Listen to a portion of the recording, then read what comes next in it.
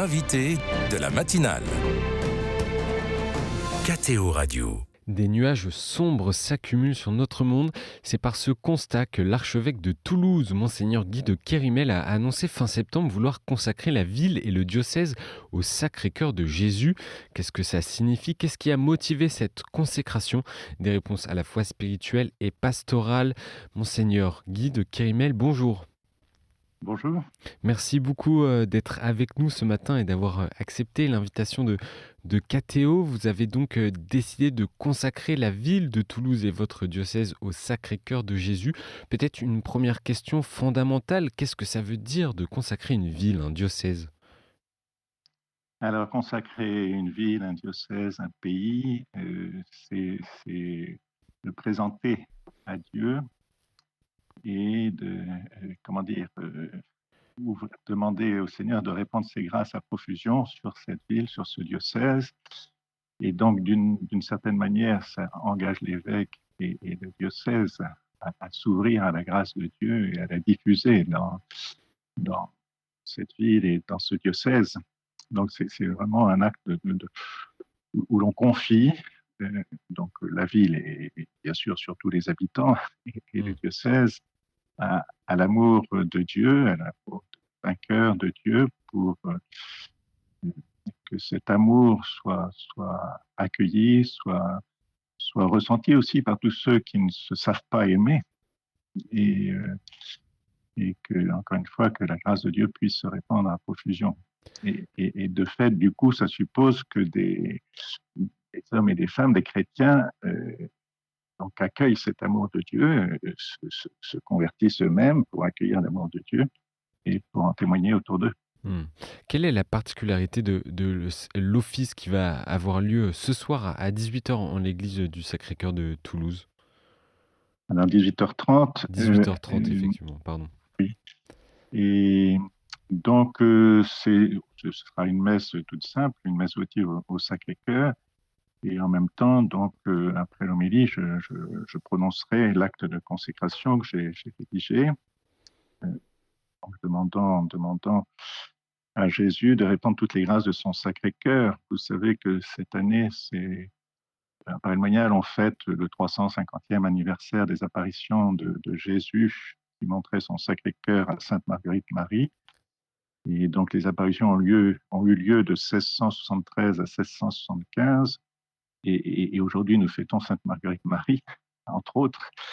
Et donc, j'ai souhaité profiter de cette occasion pour présenter donc la ville et le diocèse au cœur de Jésus, pour que ce cœur qui est que l'amour du cœur de Jésus, qui est très méconnu, trop méconnu dans le monde, puisse répandre ses grâces. Et puis, pour moi, le Sacré-Cœur, c'est signe du don ultime. On peut dire c'est l'ultime parole de Jésus dans le silence de la mort sur la croix. Et en même temps, le Sacré-Cœur, c'est la confirmation de sa résurrection, puisque saint Thomas met sa main dans le côté à l'invitation de Jésus lui-même pour reconnaître qu'il est vraiment ressuscité. Et saint Thomas se prosterne devant Jésus en disant « Mon Seigneur et mon Dieu ». Donc, c'est vraiment en même temps le signe de l'amour vainqueur, si vous voulez. Et je pense que dans le monde actuel, c'est nécessaire. Voilà, c'est ce qui a motivé aussi cette consécration d'un point de vue pastoral. Quel message vous souhaitez faire passer aux catholiques de votre diocèse avec cette consécration ? Eh bien, justement, les inviter à se mettre à l'école du cœur de Jésus face aux difficultés, face parfois à des choses des événements qui irrissent les chrétiens, qui parfois les scandalisent, etc. Ne pas en rester là, ne pas rester au constat d'événements, de choses qui peuvent les agresser ou le constat de tous les malheurs du monde, mais se dire, voilà, tournons-nous vers le cœur de Jésus, convertissons-nous, accueillons cette grâce de l'amour vainqueur pour témoigner nous-mêmes au cœur de ce monde. Nous sommes témoins de cet amour vainqueur, témoins de l'espérance. Le mal n'a pas le dernier mot, la mort n'a pas le dernier mot, et donc oui, il y a des choses dans notre société, dans le monde qui vont mal aujourd'hui. Enfin, et voilà, il y a les guerres, il y a des réarmements un peu partout. Et je pense que nous ne pouvons pas, encore une fois, nous contenter de cela et surtout pas répondre au mal par le mal ou répondre au mal par la force. Parce que la force peut canaliser, mais elle n'éradique pas le mal. Hmm. Et donc, seul l'amour est véritablement vainqueur du mal. L'amour, amour et vérité toujours, qui vont ensemble. Mais la vérité sans amour n'est pas la vérité. L'amour sans la vérité n'est pas l'amour. Et, et donc, c'est ce dont nous sommes porteurs, ce dont nous avons hérité, que nous avons reçu de Jésus. Et remettons-nous donc à cette école du cœur de Jésus pour diffuser cet amour vainqueur dans notre monde obscur. Vous vous désolez hein, devant l'atmosphère de désespérance, je reprends vos termes qui règnent aujourd'hui, c'est le constat aujourd'hui que vous dressez. Dans notre société, il y a beaucoup d'événements qui sont signes de désespérance, y compris le, le projet qu'on nous resserre sur l'euthanasie. Pour moi, c'est un des signes de désespérance. Le fait de ne plus vouloir d'enfants, la baisse de la natalité. On voit même quelques couples venir demander à l'Église le sacrement de mariage tout en disant qu'ils ne veulent pas d'enfants. Et donc, on ne peut pas leur donner le sacrement parce que c'est un des éléments du sacrement. Et donc, il y a un certain nombre de signes comme cela, toutes les peurs qui renaissent, alors avec les crises, certes, crises sanitaires, crises climatiques et autres, qui sont réelles et qui peuvent susciter des peurs. Mais nous savons que nous avons un avenir. Nous savons que déjà, justement, il y a un monde nouveau qui est déjà né, que voilà, nous allons vers une création nouvelle. Alors, il ne s'agit pas pour autant de mépriser cette création. Au contraire, il faut la soigner. Il faut, le pape François a très bien dit que plus on s'occupe de la personne humaine, et on ne peut pas dissocier personne humaine et son environnement. On ne peut pas dissocier l'humanité et son environnement. Et nous devons donc en prendre soin, mais justement dans une perspective d'un avenir positif qui nous attend et qui est déjà là mystérieusement. Vous, cette consacration réagit aussi à une affiche, je crois, un spectacle qui doit se tenir dimanche prochain dans les rues de Toulouse. Ça fait partie pour vous du constat que vous dressez devant cette atmosphère de désespérance. Ce spectacle, c'est un défilé de créatures mécaniques de très grande taille organisé par la compagnie La Machine. Expliquez-nous pourquoi et à quoi cette affiche fait référence.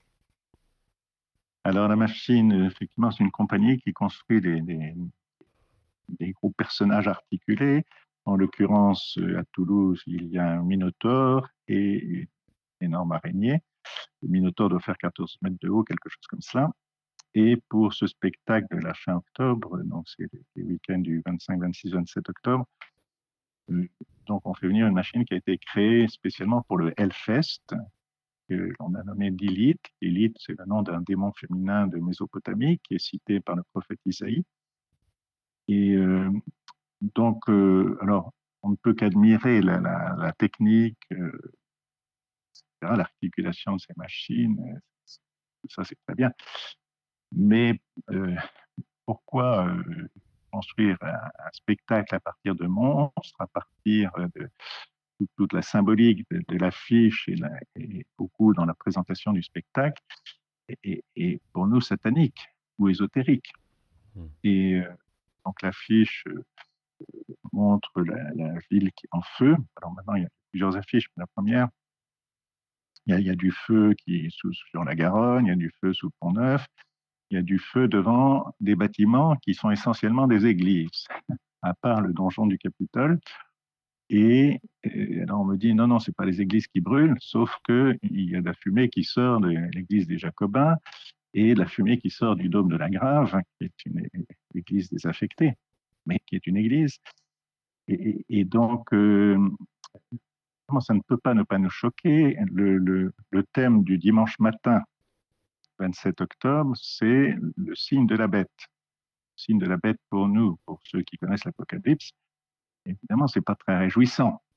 Et je trouve parfaitement dommage que le jour où les chrétiens sont invités à se rassembler pour fêter le Christ ressuscité, eh bien, dans la ville, le spectacle se déroule Hmm. sous le signe de la bête. Monseigneur, Autant de symbolique. Oui. pourquoi cette affiche ne serait pas simplement, et ces créatures ne seraient pas simplement l'expression de l'art? Elles sont l'expression de l'art.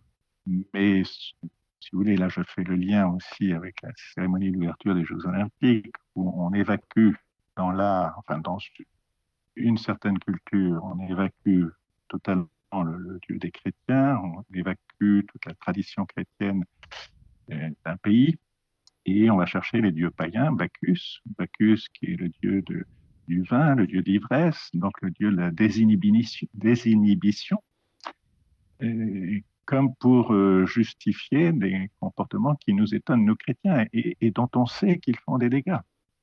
Et malheureusement, aujourd'hui, quand on voit la manière de considérer la vie sexuelle complètement déconnectée de l'amour véritable, ça produit des dégâts. Et quelquefois, nous sommes nous-mêmes chargés d'accompagner les personnes blessées de ce monde. Donc, c'est en ce sens-là que l'artiste il a sa créativité, de fait. Mais là, si vous voulez, et puis quand vous allez au théâtre, au cinéma, vous payez, là, c'est imposé à la ville, d'une certaine manière. En quoi cette représentation, ces représentations peuvent heurter, peuvent toucher les croyants? Ben, ils se sentent agressés. La symbolique satanique, on ne joue pas facilement, comment dire, on ne joue pas impunément, plus exactement, avec une symbolique satanique, pour moi. Et donc, les chrétiens, beaucoup de chrétiens le sentent, pas tous, il y en a quelques-uns qui en restent à l'idée que c'est simplement un spectacle, mais beaucoup d'autres, et pas que ici, sont choqués de ce spectacle ténébreux. Le titre est La porte des ténèbres. C'est quand même dommage à un moment où justement nous avons besoin plutôt d'espérance, de lumière, d'imposer un spectacle ténébreux dans la ville de Toulouse, qui est une ville magnifique, une ville de culture, etc. Donc, voilà, les chrétiens, beaucoup se sentent effectivement choqués et agressés par ce spectacle. Monseigneur de Kerimel, une dernière question pour toutes les personnes qui auraient la tentation d'être écrasées et d'être tentées par le désespoir, vous le disiez. Quelle espérance et quelle intention de prière vous voudriez nous partager pour terminer cette interview?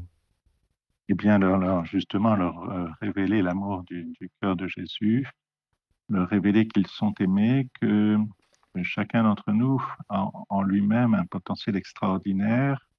Quand on voit justement dans les guerres, les détresses, les hommes et les femmes qui prennent des risques pour se dévouer, pour aller chercher les victimes sous les décombres des ruines. Et je pense qu'il nous faut nous appuyer sur cette capacité de l'être humain justement à se dépasser, à donner le meilleur de lui-même pour construire un vrai monde fraternel, un monde meilleur, voilà, pour humaniser le monde. Je pense que nous avons besoin de toute la grâce de l'humanité de Jésus, de son cœur de chair, pour nous-mêmes participer à l'humanisation du monde. Merci, Monseigneur Guy de Kerimel, d'être venu dans la matinale nous partager votre décision de consacrer la ville et le diocèse de Toulouse au Sacré-Cœur de Jésus. Et pour les auditeurs et les auditrices qui souhaitent y participer, rendez-vous donc à l'église du Sacré-Cœur de Jésus dans le quartier de la Padoie à Toulouse ce soir à 18h30. Encore merci, Monseigneur. Bonne journée. Merci à vous.